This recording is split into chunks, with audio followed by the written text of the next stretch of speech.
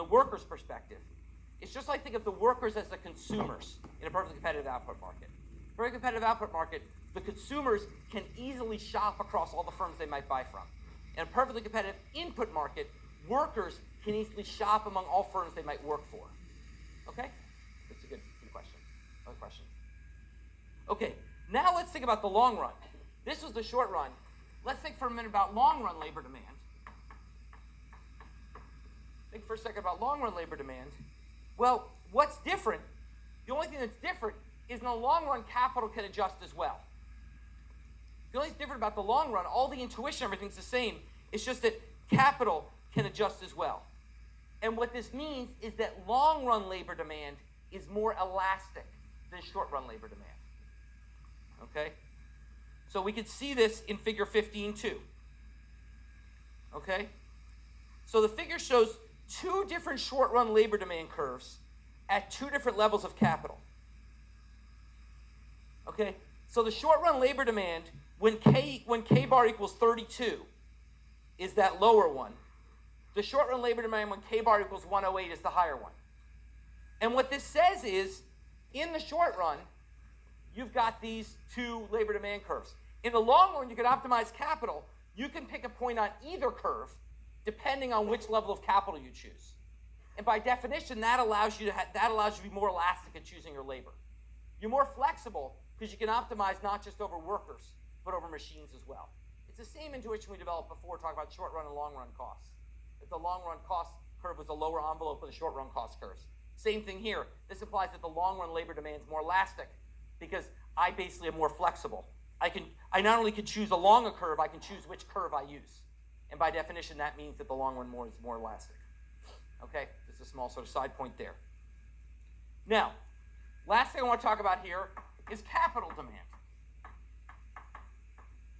We talked about short run and long run labor demand. Let's talk about capital demand.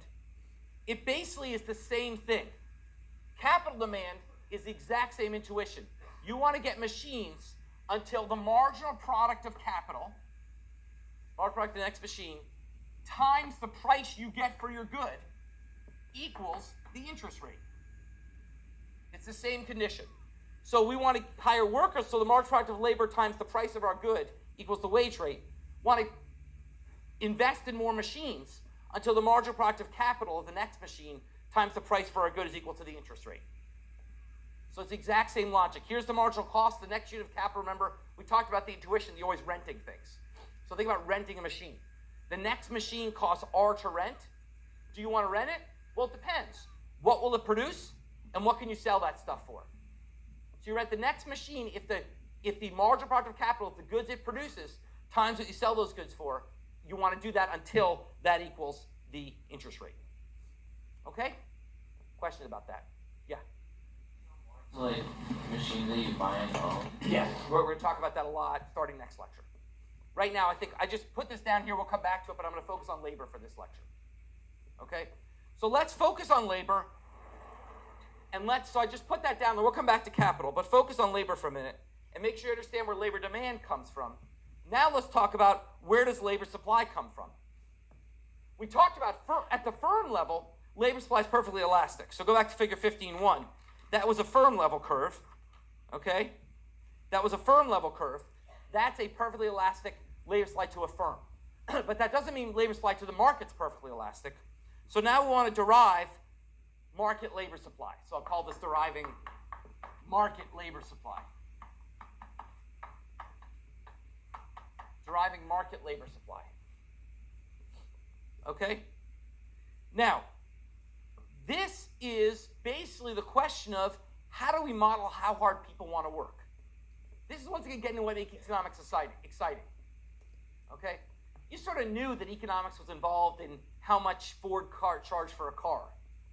But you probably might not have thought so much about how economics was involved in deciding how hard you work. But it is. And we're going to use the same tools of consumer choice. Indeed, I used to teach this right as an application of consumer choice. Now I teach it here. Because it's the same tools of consumer choice, but now consumers, instead of choosing good A versus good B, are going to choose how hard they're going to work. Okay? So basically, like any choice, there's a trade-off. There's a trade-off. On the one hand, if you work harder, you get more stuff. So you bring home more income, you can buy more pizzas and cookies. Okay? Remember, we talked about income as a fixed thing your parents gave you, but in reality, sorry kids, you're going to have to make your own money someday.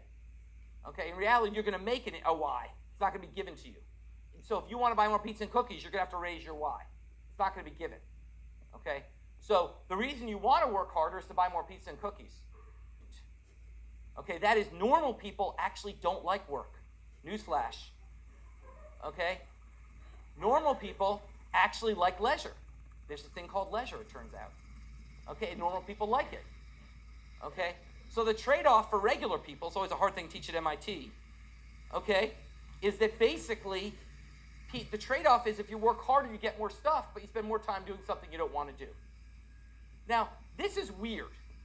We talked about trade-offs before. We talked about the trade-offs between goods, pizza and cookies. Now we're talking about the trade-off between a good and a bad. The good is more stuff to eat. The bad is working harder. And we don't really know how to model that. So the trick we're going to use here is we're going to flip the bad into a good. Instead of modeling labor, we're going to model leisure. So to get labor supply, we're going to model leisure supply and then just flip it around to get labor supply. Okay?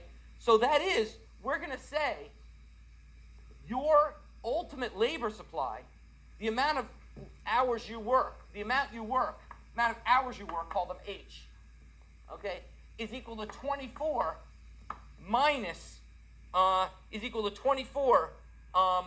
minus leisure. Call it N. Let's call it leisure, because let's call it little L. Leisure's little L. The amount of hours you work is 24 minus the hours of leisure you take. What that means is I don't have to model the bad.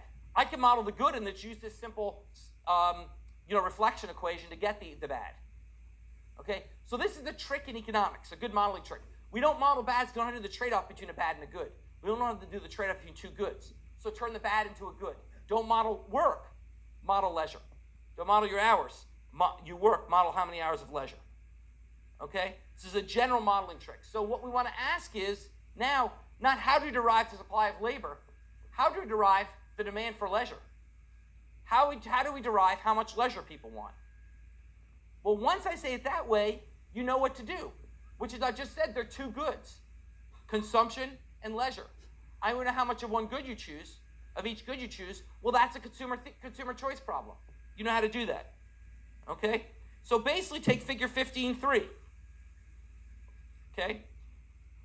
In figure 15.3, now, instead of doing pizza versus cookies, now our decision is all consumption. So think about consumption as a bundle, okay, versus leisure.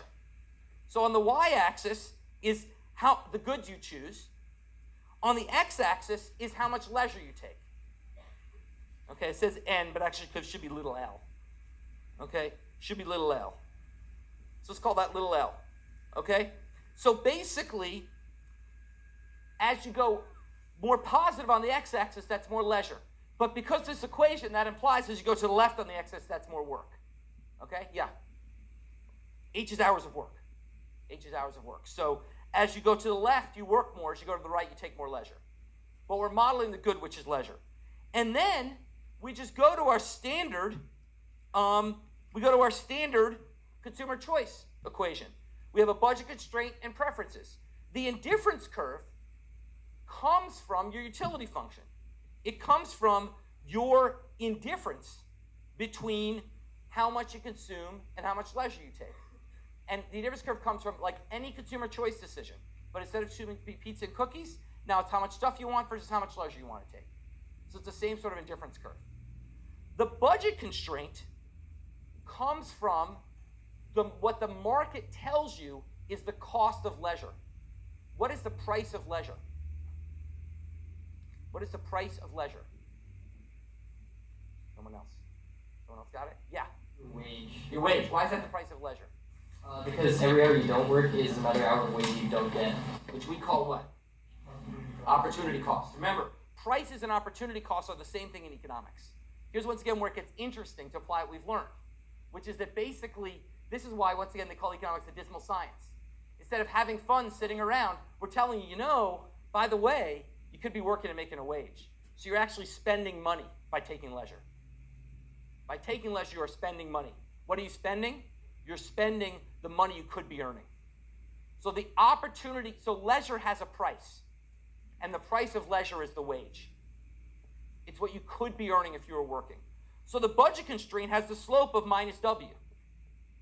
So if you look at the budget constraint, you could take 24 hours of leisure and have zero consumption. Okay, that's the x-axis intersect. Or you take no leisure and have 24W worth of consumption. Okay? So basically, that is the trade-off you face.